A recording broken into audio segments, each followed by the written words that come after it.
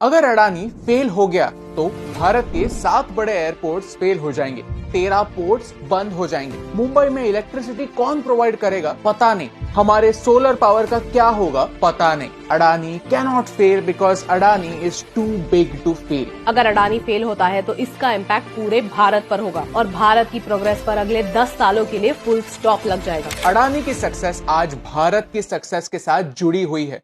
But do you think this is correct? क्या आपको लगता है कि हमें एक बिजनेस हाउस पर इतना डिपेंडेंट होना चाहिए? और अगर एक बिजनेस हाउस इतना बड़ा हो रहा है तो वहाँ मैल प्रैक्टिसेस अवॉइड करने के लिए हमें क्या करना चाहिए? ये है हमारी अडानी ट्रिलॉजी का आखिरी वीडियो और यहाँ हम भारत को क्रिटिसाइज करेंगे, लेकिन कंस्ट्रक्टिवली, और खुद से सवाल पूछेंगे कि देश के ब्राइट फ्यूचर के लिए हम क्या कर सकते हैं। वीडियो शुरू होने से पहले एक बात, ये वीडियोस बनाने में बहुत मेहनत लगती है। पिछले 2 हफ्ते से हम ठीक से सो भी नहीं पाए क्योंकि हमें सिर्फ ऊपर से एक रिपोर्ट पढ़कर नहीं बट एक काफी खास वीडियो आपके लिए बनाना था जहां पर हम सॉल्यूशंस भी डिस्कस कर पाए। अगर आपको लगता है कि हमारी मेहनत रंग लाई है तो प्लीज चैनल को फॉलो करना ना भूलें। चैप्टर 1, अडानी का बड़ा गेम। अडानी का बिजनेस 3 पिलर्स के आधार पर बना है: इंडिया का ग्रोथ, ढेर सारा डेट और पॉलिटिकल कनेक्शन। इन 3 पिलर्स के बारे में हमने इस ट्रिलॉजी के सेकंड वीडियो में जाना। लेकिन अडानी ये पिलर्स क्यों बना रहा है? अडानी का एक ही ऑब्जेक्टिव है, भारत का सबसे बड़ा इंटीग्रेटेड प्लेयर बनो और कॉर्पोरेट्स और गवर्नमेंट को सोल्यूशन ऑफर करो। ये कैसे होगा?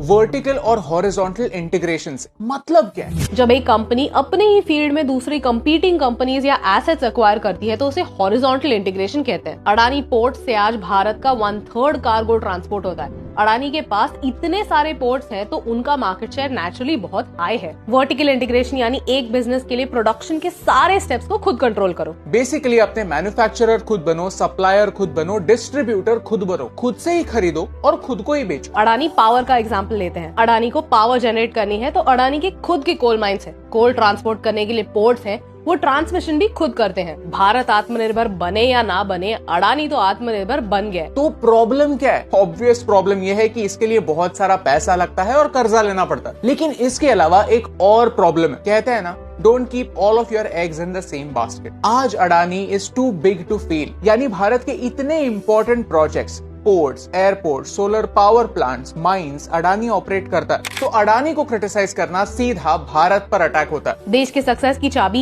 एक कॉर्पोरेट के हाथ में ना जाए, इसके लिए हमारे देश में कुछ लॉज हैं। कॉम्पिटिशन एक्ट 2002 ने कुछ रिस्ट्रिक्शंस डाले हैं कि कौन सी कॉम्बिनेशंस फ्री ट्रेड को नेगेटिवली इम्पैक्ट करेंगे। आज इतने सारे प्रोजेक्ट्स अडानी के हाथ में होने की वजह से अडानी का मार्केट शेयर काफी बड़ा है। एक मोनोपोली आप और मुझ जैसे कस्टमर्स के लिए डेंजरस होती है क्योंकि फिर अडानी जो भी प्राइस बोलेगा हमें उसी प्राइस में चीजें खरीदनी पड़ेंगी। अडानी पावर की बिजली मेरे घर पे आती है। अब अगर पूरे मुंबई में बाकी कोई भी बिजली देने वाला प्रोवाइडर नहीं होगा तो अडानी को अपने रेट्स बढ़ाने से रोकेगा कौन? आज अगर मेरे घर पे बिजली बार बार जाती है तो मैं मेरा डिस्ट्रीब्यूटर चेंज कर सकता हूँ। एज ए कंज्यूमर मेरे पास ऑप्शन है। हो सकता है कि कल ये ऑप्शन ही ना बचे। ये एक सिंपल सा एग्जांपल है, लेकिन इससे आपको ये समझेगा कि फेयर ट्रेड जरूरी क्यों है। जब हमने 1991 में लिबरलाइजेशन किया तो कई सारे सेक्टर्स में हमने रिस्ट्रिक्शंस कम किए। इससे गवर्नमेंट कंट्रोल कम हुआ और बिजनेसेस को ग्रो होने का मौका मिला। ये भारत के फ्यूचर के लिए इम्पोर्टेंट था, लेकिन साथ ही साथ इसी ने अडानी जैसे एम्बिशियस बिजनेसेस के लिए पहला लूपहोल क्रिएट किया, मोनोपोली का लूपहोल। सोचिए,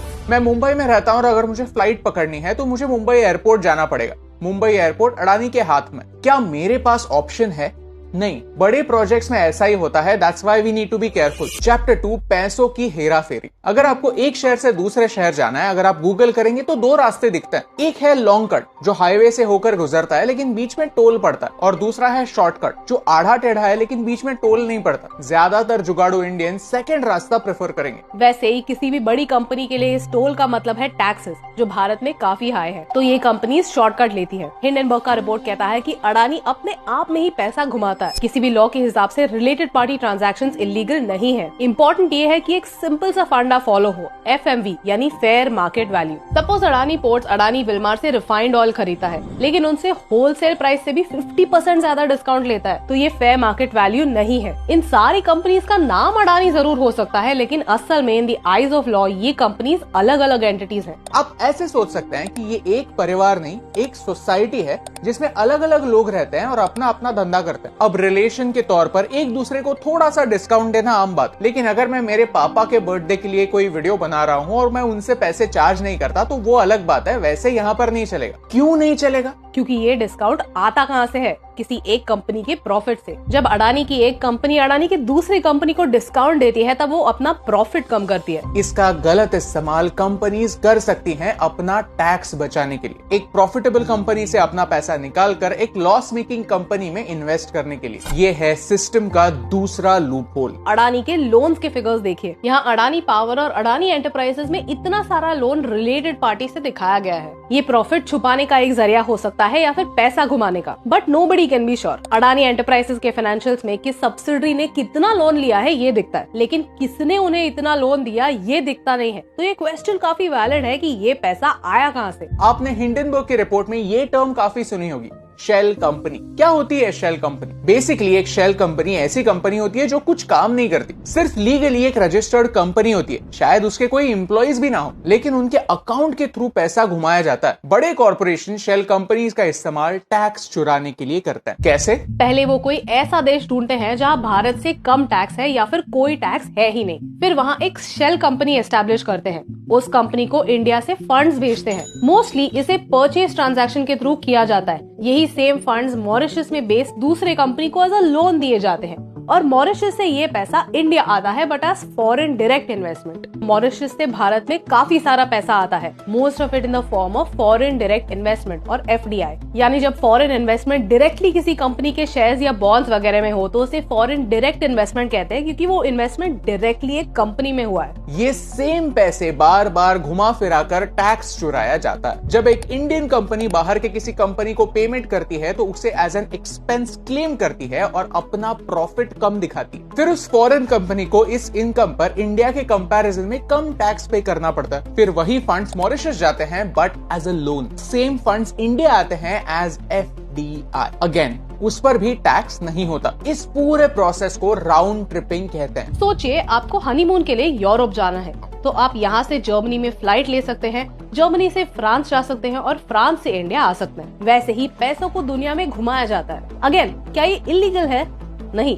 भारत को ऐसे ही टैक्स हेवन देशों से ऐसा इन्वेस्टमेंट आता रहता है और मॉरिशस हमेशा इनमें टॉप 3 में होता है। 2017-18 में मॉरिशस से इंडिया $13.4 बिलियन आए। भारत दुनिया की 5th लार्जेस्ट इकोनॉमी है और मॉरिशस 124th है। फिर भी ऐसे कौन से बिजनेसेस हैं जो भारत को फंड कर रहे हैं? 2021 में पैंडेमिक के दौरान भी मॉरिशस ने इंडिया में $5 बिलियन इन्वेस्ट किए। अब इंडिया इसके अगेंस्ट कुछ करता क्यों नहीं? एज अ कंट्री हम बहुत देशों के साथ DTAA करते हैं। DTAA यानी डबल टैक्स अवॉइडेंस अग्रीमेंट, यानी सेम इनकम पर 2 बार टैक्स चार्ज नहीं होगा। फॉर एग्जाम्पल, अगर आप अमेरिका में काम करने गए और वहाँ किसी कंपनी में काम करने लगे और डॉलर में छापने लगे तो आप सिर्फ अमेरिका में टैक्स पे करेंगे, इंडिया में नहीं। ये एक लूप होल है और सरकार को इसके बारे में पता होने के बावजूद हम इस पर एक्शन नहीं ले पा रहे हैं। Chapter 3, Bharat versus shell companies. Shortcut लेना इलीगल नहीं है, लेकिन इससे टोल का नुकसान होता है। शेल कंपनीज के अगेंस्ट एक्शन लेने में बड़ा प्रॉब्लम यही होता है कि अलग अलग देशों के अलग अलग लॉज होते हैं और एक शेल कंपनी जिस देश में बसी हुई है वो उसी देश के लॉज को फॉलो करती है। 2016 से पहले स्विस बैंक अपने अकाउंट होल्डर्स की डिटेल्स दूसरी गवर्नमेंट के साथ शेयर नहीं किया करते थे, क्योंकि उनकी मर्जी।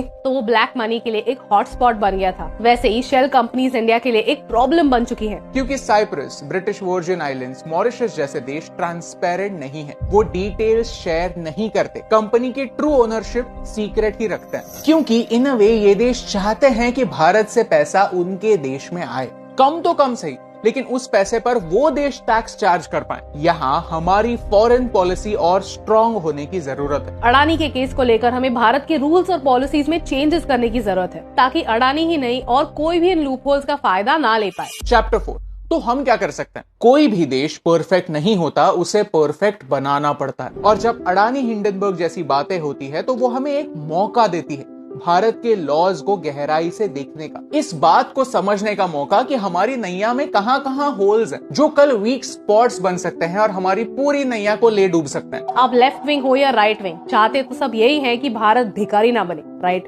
वीडियो के सबसे इम्पोर्टेंट पॉइंट पर आते हैं और देखते हैं कि हमें कहाँ इम्प्रूवमेंट करनी होगी। Number 1, disclosures. हिंडनबर्ग का रिपोर्ट कहता है कि अडानी अपने रिलेटेड पार्टीज को प्रॉपरली डिस्क्लोज नहीं करता और अडानी कहता है कि लीगली जो रिक्वायर्ड है वो सब अडानी करता है। सच यही है कि हमारे अकाउंटिंग स्टैंडर्ड्स में एक लूप होल है जिसे अडानी एक्सप्लॉइट करता है, और सिर्फ अडानी ही नहीं, बहुत सारी कंपनियां यही करती हैं। सेबी ने खुद कहा है कि फैमिली बिजनेसेस इस लूप होल को एक्सप्लॉइट करते हैं। सेबी ने 2019 पर इस पर एक्शन लेना स्टार्ट किया और 2021 में रूल्स और स्ट्रिक्ट किए। ये रेगुलेशंस और स्ट्रिक्ट होने पर रेगुलेटर्स और जल्दी एक्शन ले सकते हैं। नंबर 2, शेल कंपनीज के रूल्स। शेल कंपनीज को रोकना और अल्टीमेटली इस शेल कंपनी से किसे फायदा होता है ये प्रूव करना काफी डिफिकल्ट हो जाता है। But there is some good news. Adani के केस में मॉरिशस के मिनिस्टर ने कहा है कि वो सेबी को फुल सपोर्ट करेंगे, जो भी रिक्वायर्ड डॉक्यूमेंट्स है वो सबमिट करेंगे और डिस्क्लोज करेंगे। ये भारत के लिए एक गुड न्यूज है, क्योंकि इसका इस्तेमाल बाकी के शेल कंपनीज को ट्रैक करने के लिए भी हो सकता है। इससे सिर्फ अडानी की ही नहीं, बाकी की शेल कंपनीज भी सामने आ जाएंगी। भारत को अपने सारे टैक्स एग्रीमेंट्स देखने की जरूरत है, ताकि अगर उनमें कोई सुधार लाने की जरूरत है तो वो लाए जा सके। Number 3, fair competition. आज Adani too big to fail category में आता है, यानी अगर कल जाकर अडानी अपने लोन्स पे ऑफ नहीं कर सकता तो सरकार को टैक्स पेयर का पैसा यूज करके उसे बचाना होगा। हमारे पास ऑप्शन ही नहीं। सही तरीका यही है कि मार्केट में कंपटीशन बनी रहे और कोई भी एक प्लेयर इतना बड़ा ना हो कि उसके नुकसान की वजह से पूरे भारत का नुकसान हो जाए। एट प्रेजेंट अडानी एक कंप्लीट मोनोपोली की दिशा में जा रहा है, लेकिन एब्सोल्यूट मोनोपोली होने से पहले हमें इस पर सोच विचार करना पड़ेगा। Number 4, stock price manipulation. Ketan पारे के साथ अडानी का पास्ट में क्या रिलेशन रहा है हमने पहले वीडियो में एक्सप्लेन किया है, लेकिन सेबी ने केतन पारे पर सिर्फ 2017 तक बैन लगाया था। ऐसा क्यों? क्या हम लाइफ टाइम बैन इंट्रोड्यूस नहीं कर सकते? Stock price manipulation Hindenburg report का सबसे सीरियस एलिगेशन है और इस पर इन्वेस्टिगेशन होनी चाहिए। Number 5, corporate governance. आखिरी पॉइंट है सबसे इंपॉर्टेंट पॉइंट, कॉर्पोरेट गवर्नेंस, जिस पर हम सब की नजर होनी चाहिए। क्योंकि अगर अडानी के बिजनेस में बहुत सारी मैल प्रैक्टिसेस सेबी को दिखी और अगर स्टॉक्स को डीलिस्ट होना पड़ा तो अडानी को सच में बहुत बड़ा झटका मिलेगा, जिससे रिकवर होना अडानी के लिए और इंडिया के लिए काफी डिफिकल्ट होगा। एंड मोर देन देम, उनके शेयर होल्डर्स के लिए काफी डिफिकल्ट होगा, क्योंकि उनके पास शेयर बेचने का मार्केट ही नहीं होगा। भारत में कई बिजनेसेस फैमिली रन बिजनेसेस होते हैं, जहां सारे बड़े रोल्स एक परिवार के लोगों में ही बांटे जाते हैं। अक्सर हम देखते हैं कि बिजनेसेस बड़े होने पर उनके मैल प्रैक्टिसेस को अनदेखा किया जाता है। एक्चुअली सिचुएशन उल्टी होनी चाहिए। भारत में कॉर्पोरेट गवर्नेंस के रूल्स तो हैं, लेकिन उन्हें फॉलो करना कम्प्लीटली कंपनी पर है। सो अगर कंपनी कहती है कि उन्होंने ये रूल्स फॉलो किए हैं तो किसी के पास कोई मैकेनिज्म नहीं है चेक करने के लिए कि वो सच में फॉलो हुए हैं या नहीं। कंपनीज और उनके प्रैक्टिसेस पर नजर रखना हम सबकी रिस्पॉन्सिबिलिटी है। जो कंपनी स्टॉक एक्सचेंज पर लिस्टेड होती है उसे अपने फाइनेंशियल्स पब्लिकली सामने रखना जरूरी होता है। हम स्कैम्स होने से पहले ही उन्हें क्यों नहीं रोक सकते? ये सवाल इंपॉर्टेंट है। अगर आपको इस वीडियो से वैल्यू मिली, कुछ नया सीखने मिला, तो इसे अपने दोस्तों के साथ शेयर कीजिए, क्योंकि सच तो यह है कि हमें एज अ कंट्री अडानी के इस इशू को लॉन्ग टर्म पर्सपेक्टिव से देखने की जरूरत है। ये सोचने की जरूरत है कि हम आगे जाकर ऐसे इंसिडेंसेस परमानेंटली कैसे रोक सकते हैं, लॉज में कैसे सुधार ला सकते हैं और देश को एक सस्टेनेबल ग्रोथ की राह पर कैसे ले जा सकते हैं। सच तो यह है कि अडानी सही है या गलत, ये लोगों ने ऑलरेडी अपने पॉलिटिकल आइडियोलॉजीज पर बेस डिसाइड कर लिया। कुछ लोग हैं जो पिछले 9 सालों से वेट ही कर रहे थे कि कोई बड़ा स्कैम हो जाए और वो ये प्रूव कर पाए कि ये सरकार किसी काम की नहीं, और कुछ लोग हैं जो किसी भी प्रॉब्लम को अनदेखा करने के लिए रेडी है देशभक्ति के नाम पर। लेकिन एक कॉमन मैन क्या चाहता है? हम यही चाहते हैं कि हमारे पोर्ट्स एफिशिएंट बने, हम यही चाहते हैं कि हमारे एयरपोर्ट्स ढंग से काम करें, हम यही चाहते हैं कि भारत रिन्यूएबल एनर्जी में एक सुपर पावर बने। और ये कैसे होगा? सही सवाल पूछने से, हमारे सिस्टम में सुधार लाने से, और यही इंपॉर्टेंट बात, आप तक पहुंचाने से मुझे फर्क पड़ता है।